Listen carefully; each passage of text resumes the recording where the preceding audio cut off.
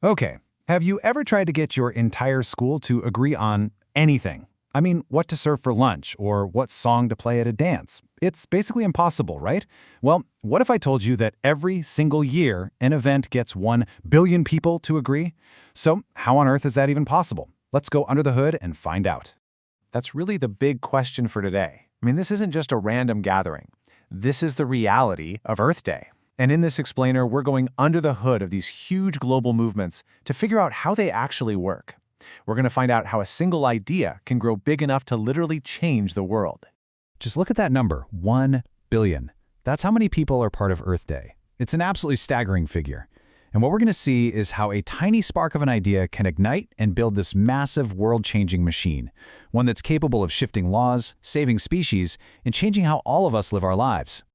To really get this, we have to think of a movement not just as a protest or a single event, but as a system, a well-oiled machine. And, like any machine, it has essential parts that all have to work together. So let's open it up and see what's inside. It really boils down to 3 core components that every successful global movement has. You've got a shared identity, a call to action, and a network. You can think of them as the glue, the fuel, and the wiring of our machine. So let's break down each one.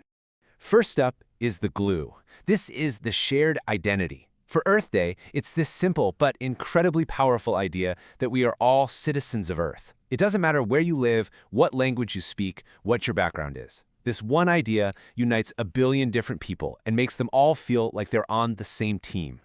Okay, next. Every machine needs fuel, right? The call to action gives people something specific to do. An idea is great, but action is what really creates change. This could be anything from planting a tree to signing a petition or joining a local cleanup. Without this fuel, even the most powerful idea is just a machine sitting in park. And finally, you need the wiring to connect everything together. The network is how the message travels. Now today, that means social media, of course, but it also means schools, community centers, and local groups. This wiring is what connects a student in Los Altos with a researcher in Senegal, making a local action feel globally connected. So here's the crucial point.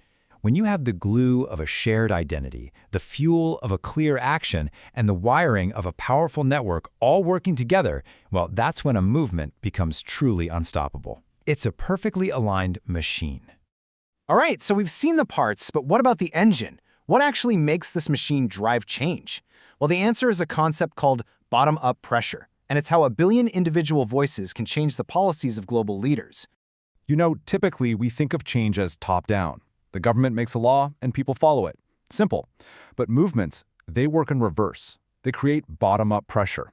So instead of waiting for leaders, the people themselves show the leaders what they care about and demand that change happens. It completely flips the whole system on its head.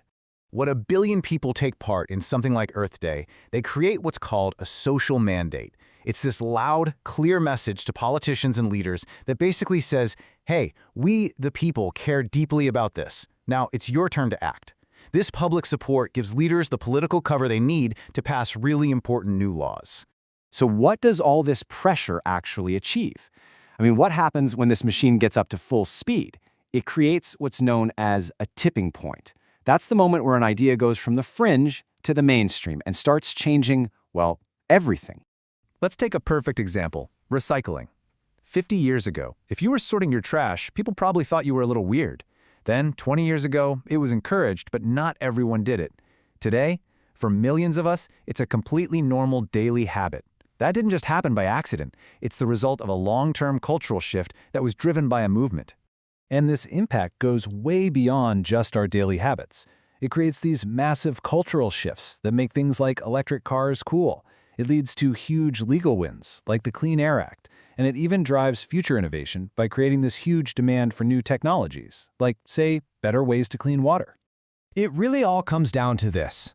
On our own, our voices can feel kinda small, but a movement takes all of those individual voices and combines them into one giant, unignorable megaphone that just shouts for change. So we've looked under the hood. We've seen the parts. We've seen the engine. Now it's time to talk about the driver. You. Because now you have the blueprint. Earth Day is the ultimate reminder that the power to create massive, sweeping change doesn't just belong to people in boardrooms or in government buildings. Nope, it belongs to anyone with a powerful idea and the drive to share it. And you know, the truth is, you're probably already doing this. Just think about it for a second. That club you're in or that big team project you're working on, you have a shared goal. That's your identity. You have specific tasks. That's your call to action. And you're all connected. That's your network. You are building a small-scale version of the exact same machine. So the only question left is this. Now that you have the blueprint for the engine of change, what kind of machine are you going to build?